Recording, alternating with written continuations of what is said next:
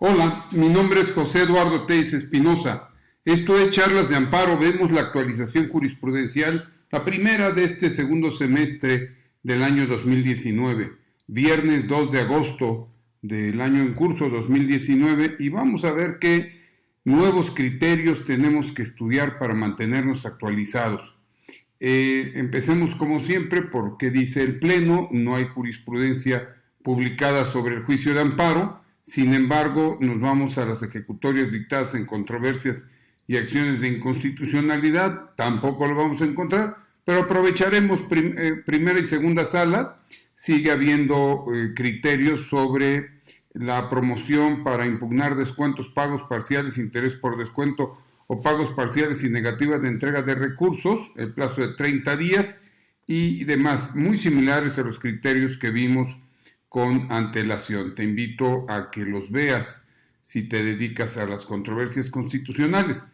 La segunda sala, un tema muy interesante, Estado de Morelos, controversia constitucional es improcedente contra un segundo o ulterior acto de aplicación de la norma general impugnada, artículo 124, fracción segunda de la Ley del Servicio Civil del Estado de Morelos. Esto tiene que ver con la impugnación del acuerdo por el que se destituye al presidente municipal del Ayuntamiento de Macusac, Estado de Morelos, al constituir el primer acto de aplicación del 124, fracción segunda de la Ley del Servicio Civil.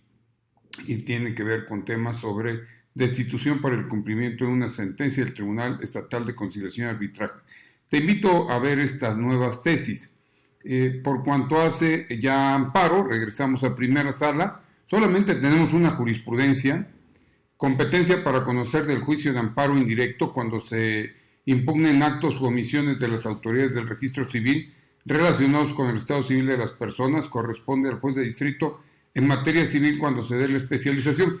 ¿Qué vale la pena destacar acerca de esta jurisprudencia? Miren la parte final, dice: la competencia recae en un juez de distrito en materia civil y no uno en materia administrativa. Y aquí está lo toral.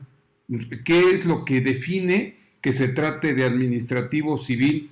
Dice, por el hecho de prevalecer la naturaleza del acto reclamado sobre la de la autoridad. ¿Cuál es la naturaleza del acto reclamado? Es un acto relacionado con el registro civil de las personas.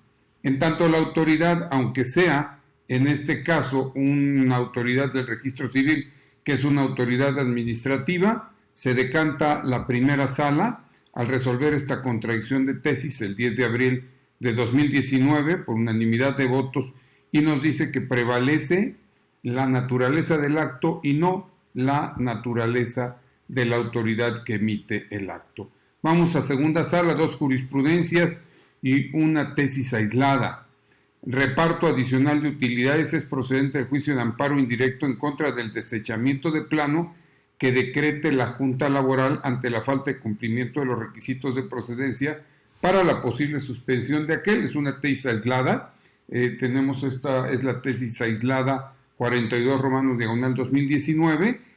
Nos dice cuáles son los requisitos y dice que si el referido numeral 986 no prevé un recurso ordinario en contra del desechamiento de plano por falta de requisitos de procedencia previsto en el 985, no es una violación al principio de seguridad jurídica, acorde con lo previsto por el 107 fracción cuarta. 107 fracción cuarta, ¿en qué párrafo? No nos lo especifica en la tesis, pero se trata del párrafo primero. Acuérdate, ya lo vimos, son aquellos actos provenientes de tribunales, como en este caso es una junta laboral, un tribunal del trabajo hasta esta fecha, y como consecuencia su desechamiento se trata de un acto que da por concluido un aspecto autónomo fuera de juicio. ¿Te acuerdas? Primer párrafo, actos fuera de juicio o después de concluidos. Es interesante que no se trata de una sentencia definitiva ni una resolución que pone fin al juicio. Competencia para conocer el recurso de revisión contra la sentencia dictada en el juicio de amparo indirecto por el que se reclama la negativa de devolución de aportaciones por parte del Fondo de la Vivienda al Instituto de Seguridad y Servicios Sociales de los Trabajadores del Estado de Sonora, corresponde a un tribunal colegiado de circuito en materia administrativa. Aquí ve, esta es la diversa sala, es la segunda sala, dice de ahí que derivado de la naturaleza del acto reclamado y de la autoridad responsable, se surte la competencia en favor de un tribunal colegiado de circuito en materia administrativa. Bueno, aquí son las dos, tanto la naturaleza del acto como la naturaleza de la autoridad se inclina hacia la materia administrativa en el aspecto especializado. Jurisprudencia 91, diagonal 2019, criterio bien interesante, obligatorio. En tratándose de amparo adhesivo, no se surten causales de improcedencia del artículo 61, perdón, del artículo 61, salvo la contenida en la fracción 23 en relación con los numerales 181 y 182. ¿Por qué? Te invito, hay que leer la jurisprudencia completa. Las causas de improcedencia, dadas su propia naturaleza, están consignadas los referidos numerales. Interpretadas a contrario sensu, llevan a concluir que cuando la demanda no se promueve en tiempo, en ella no se pretende reclamar una sentencia que haya sido favorable o no se tenga el interés jurídico y no existan violaciones, entonces es improcedente conforme a 181 y 182, dice la Corte. Y entonces las demás causales no se surten, pero cuando no se cumple la finalidad de lo que es el amparo adhesivo, dice la Corte que ahí sí está la actualización de la jurisprudencia, eso se llama actualización de improcedencia jurisprudencial, perdón. En plenos de circuito tenemos 4, son las 3 del primer colegio, del pleno de circuito en materia administrativa del primer circuito, Ciudad de México. Legitimación procesal en el juicio de nulidad la tiene el apoderado de una empresa asegurada en un procedimiento penal y entregar a administración al SAI para promoverlo en defensa de los intereses de la persona moral, salvo que el nuevo administrador haya revocado su mandato. Ponle pausa y léela, por favor. Tenemos además incidente de traslación de tipo y adecuación de pena, su desechamiento dentro del procedimiento administrativo sancionador. No es un acto de imposible reparación, para efectos de la procedencia del juicio de amparo indirecto. Interesante criterio, te invito a leerlo. La 151 FOBISTA, es competente un juez de distrito en materia administrativa para conocer del juicio de amparo en el que se reclaman los descuentos por concepto de pago del crédito de vivienda, del salario de agentes de la Policía de Investigación de la Procuraduría General de Justicia de la Ciudad de México en activo.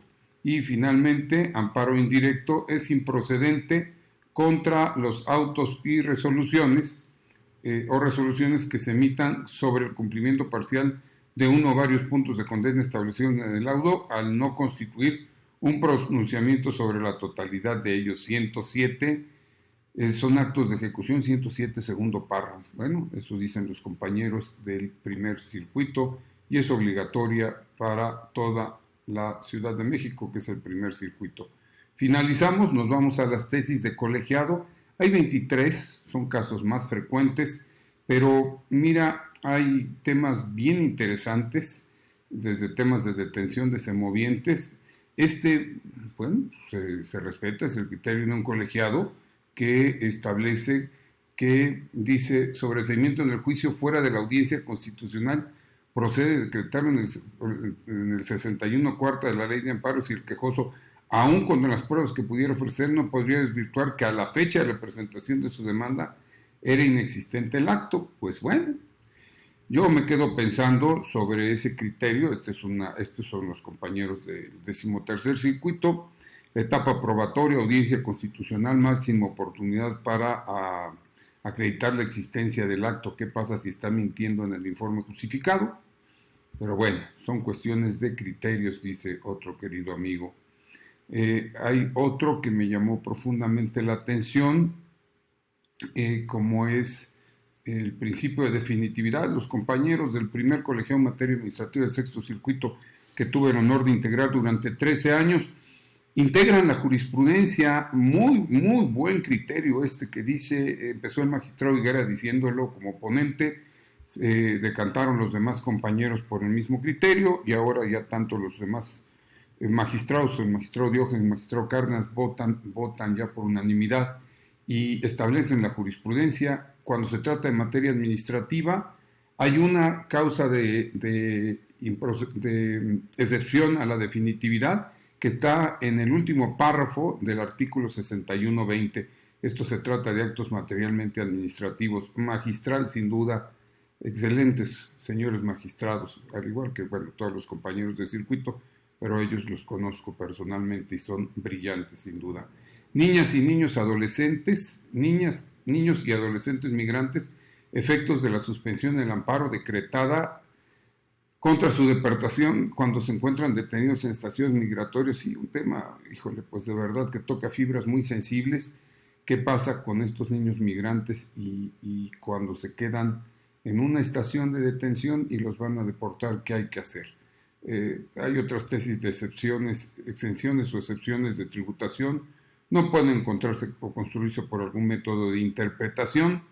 Emplazamiento por edictos en el juicio de amparo. Procede su costo a cargo del Consejo de la Judicatura Federal cuando la quejosa es acreedora alimentaria, no percibe ingresos y demanda el pago de la pensión para continuar sus estudios. También hermosa esta tesis. De verdad no dejo de maravillarme. Tuve el privilegio de fungir como magistrado 18 años y bueno, son temas en donde cuando los tienes el expediente enfrente, pero sobre todo la sapiencia de otros dos señores magistrados con mucha experiencia, pues normalmente vienen criterios bien interesantes. Entonces, pues te invito, son estas tesis que vamos a poder estar estudiando. Te invito, ya empezó este segundo semestre, me sorprende, a 2 días nada más de reactivar sus labores, la Suprema Corte de Justicia de la Nación empieza y publica nuevamente las jurisprudencias. Eso implica que se está trabajando en México. Mientras eso sucede, mi nombre es José Eduardo Teiza Espinosa. Esto es Charlas de Amparo.